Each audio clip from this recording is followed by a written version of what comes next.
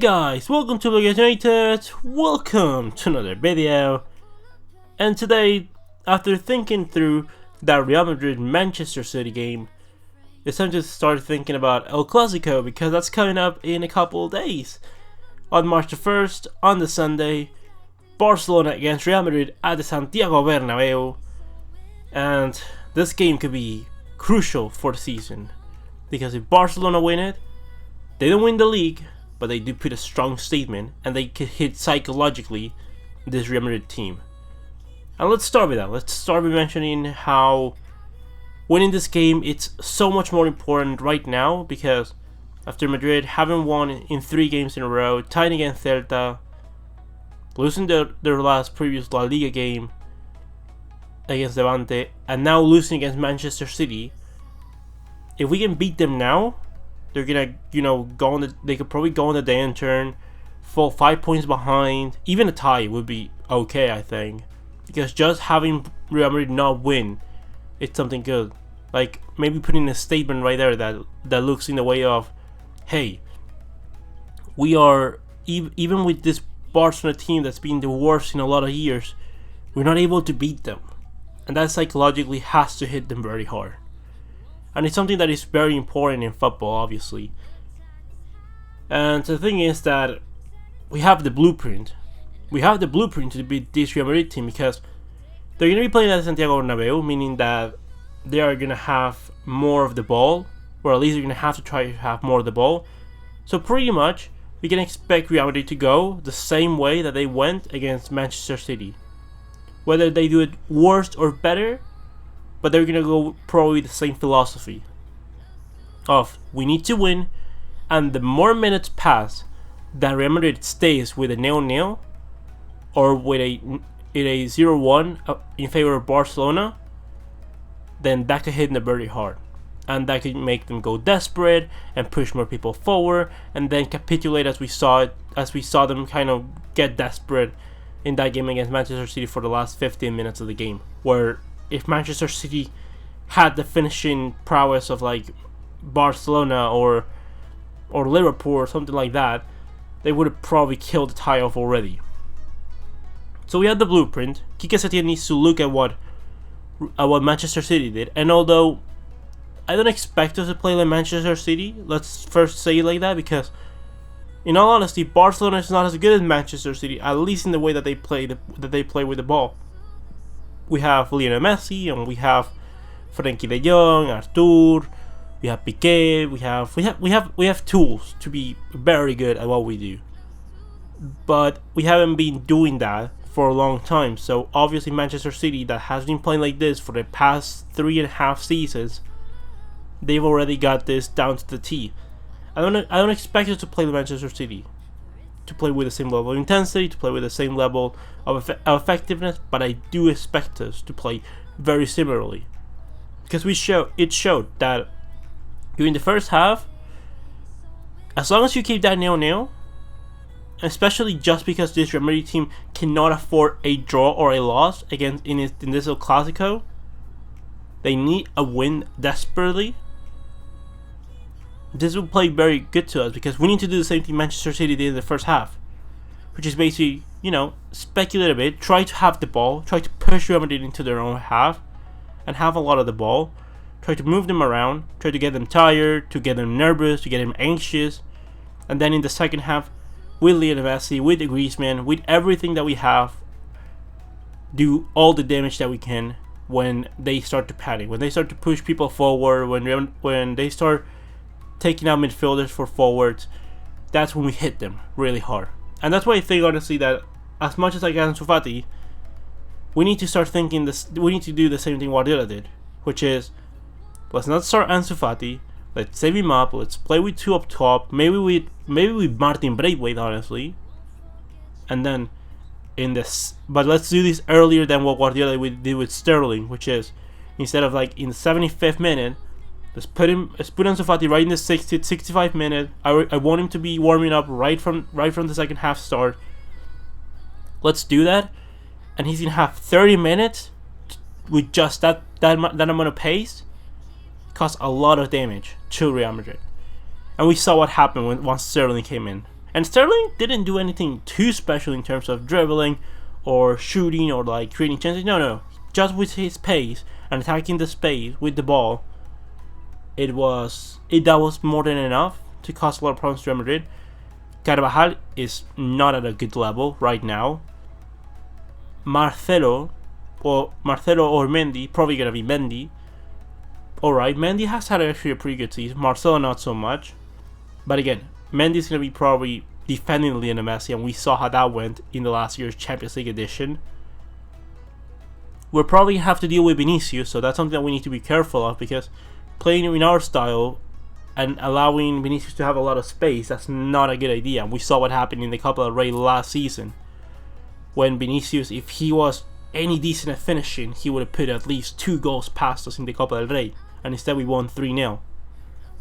So it's really important that we recognize this, and that we ourselves don't get anxious. If we draw, if we are with the 0-0 in the 70th minute, the players need to be calm. They need to be like, hey, we're still 2 points ahead of Real Madrid. We only have 12 games remaining. There's something like 11 games remaining, something like that. There's still a lot of games to go, but they're gonna get anxious. They're gonna start panicking, and if the goal comes, it comes.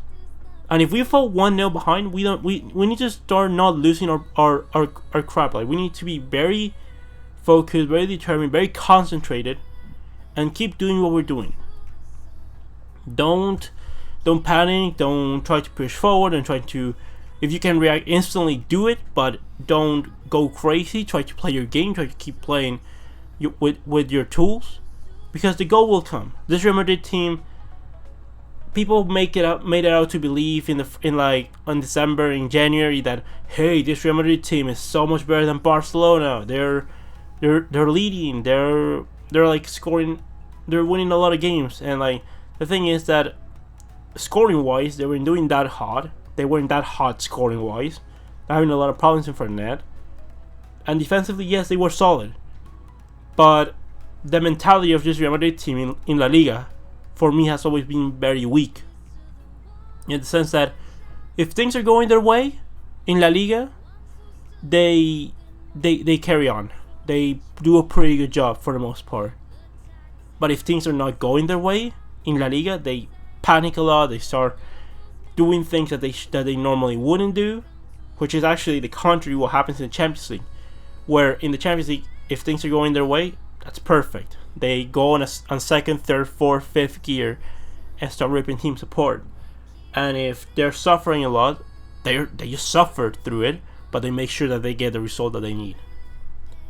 So, really important for Barcelona is Setien needs to recognize that we have the tools to do this. Therefore, I don't want to see Rakitic. Please, no Rakitic. And if possible, Frenkie de Jong, Artur, and Busquets. We really need this. We need Frenkie de Jong, Artur, and Busquets, because it is really important for Barca to get the hold of the ball. And if we want to do that, we need these kind of players. We can have one day more of rest than Real Madrid, so let's take advantage of that. 1 day more of rest. We have Messi. We have like the superstar that we have. Piqué is probably not gonna be available. Apparently he's gonna push. I wish that he didn't. Even if he can play at 50% or 60%, I don't want him to do that, because that's risking him for the rest of the season, and we're not very deft in any particular position except center midfield. So let's just play what we have. Lenglet and Umtiti should be fine. Firpo has me worried. I still believe in Firpo. I don't think that he's a bad player. It's just that he seems to be having the effect of Mathieu, of Andre Gomez, where they're good players, just like the fandom doesn't like them, and they kind of feel nervous, and they're like panicking with the ball, not doing anything with it, because they're afraid of making mistakes. Firpo needs to get in his head that this is your opportunity. You're getting minutes at the end. If you made a mistake, fine. Don't try to fix it next time around, but take advantage of what you have. Setien is trying to play a way that's gonna benefit you, that you can have the left side for himself, and Semedo also more the same. Let's use those. Let's use the wings. Let's attack with a lot of depth, and let's see what we can do going forward. We have a better Kevin De Bruyne version in Lionel Messi, although it's not gonna be doing as much pressing defensive job as Kevin De Bruyne, but we do have a better Kevin De Bruyne, which is Lionel Messi. We have a better Gundogan, that's Frankie de Jong. We have better center backs. We don't have Otamendi or Fernandinho playing at center backs. We have a better goalkeeper. We have, even with the fullbacks that we have, even with Firpo's better than Mendy, and Semedo is better than Walker. Like, we have Griezmann, who is a really good forward. Like, let's go ahead. We have the tools. Let's take advantage of this. Let's focus, and let's not lose the papers. Let's focus on what we can do. Let's take the result that we can, and let's focus on the match on the match by match as we go along. We'll focus Napoli later. Let's focus Real Madrid, then in our next other game, and then we can start worrying about other things. But anyways, that's gonna be it for the video of today. Thank you guys for listening. Leave me all your opinions about anything that you want me to talk about, the Clasico, any questions. There was a comment about the Dream Team, and I'm not that expertly, I don't feel that much of an expert in that topic to talk about it, but I do have done some research, and I have, watched maybe a few games of them throughout the time, or at least a few goals. So, and I've heard especially more from people that have lived through that era and comment on how they lived it and how it was. So it will come probably not soon, but expect it in the channel in, I hope, the near future. But anyways, that's gonna be it for the video of today. Leave me all your opinions in the comment section below. Comment, like, subscribe, and I'll see you next one. Blaugranas.